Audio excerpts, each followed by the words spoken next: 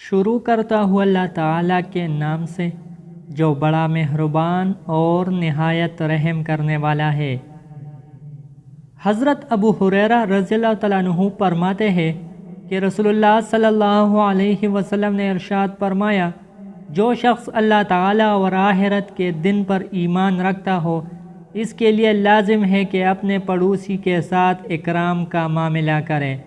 صحابہ رضی اللہ تعالیٰ عنہ نے عرض کیا، یا رسول اللہ صلی اللہ علیہ وسلم، پڑوسی کا حق کیا ہے؟ آپ صلی اللہ علیہ وسلم نے ارشاد فرمایا، اگر وہ تم میں سے کچھ مانگے تو اسے دو، اگر وہ تم سے مدد چاہے تو تم اس کی مدد کرو، اگر وہ اپنی ضرورت کے لیے قرض مانگے تو اسے قرض دو، اگر وہ تمہاری دعوت کرے تو اسے قبول کرو، اگر وہ بیمار ہو جائے تو اس کی بیمار پرسی کرو، اگر اس کا انتقال ہو جائے تو اس کے جنازے کے ساتھ جاؤ، اگر اسے کوئی مصیبت پہنچے تو اسے تسلی دو،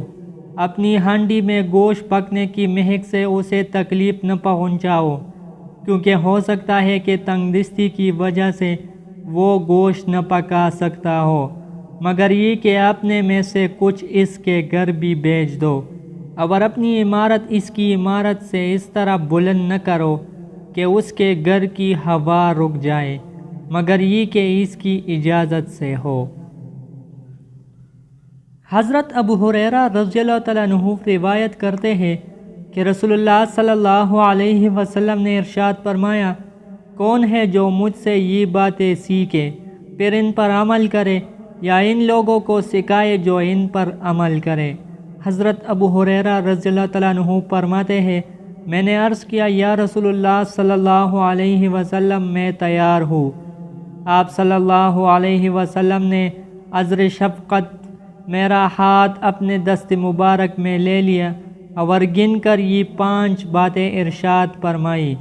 حرام سے بچو، تم سب سے بڑے عبادت گزار بن جاؤ گے، اللہ تعالیٰ نے جو کچھ دیا ہے تمہیں اس پر راضی رہو، تم سب سے بڑے غنی بن جاؤ گے، اپنے پڑوسی کے ساتھ اچھا سلوک کرو، تم مومن بن جاؤ گے، جو اپنے لیے پسند کرتے ہو وہی دوسروں کے لیے بھی پسند کرو، تم کامل مومن مسلمان بن جاؤ گے، زیادہ ہنسنا نہ کرو کیونکہ زیادہ ہنسنا دل کو مردہ کر دیتا ہے۔ حضرت ابو ہریرہ رضی اللہ تعالیٰ عنہ روایت کرتے ہیں کہ ایک شخص نے عرض کیا، یا رسول اللہ صلی اللہ علیہ وسلم، فلانی عورت کے بارے میں یہ مشہور ہے کہ وہ کثرت سے نماز، روزہ اور صدقہ خیرات کرنے والی ہے، لیکن اپنے پڑوسی کو اپنی زبان سے تکلیف دیتی ہے، یعنی برا بھلا کہتی ہے۔ رسول اللہ صلی اللہ علیہ وسلم نے ارشاد فرمایا، وہ دوزخ میں ہے۔ پھر اس شخص نے عرض کیا، یا رسول اللہ صلی اللہ علیہ وسلم، فلانی عورت کے بارے میں مشہور ہے کہ وہ نفلی روزہ، صدقہ، خیرات اور نماز تو کم کرتی ہے،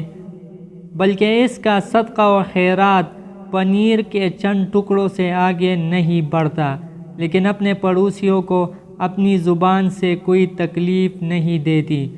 رسول اللہ صلی اللہ علیہ وسلم نے ارشاد فرمایا، وہ جنت میں ہے۔ پیارے دوستو، اللہ تعالی ہم سب مسلمانوں کو ان احادیث مبارکہ پر عمل کرنے کی توفیق دے۔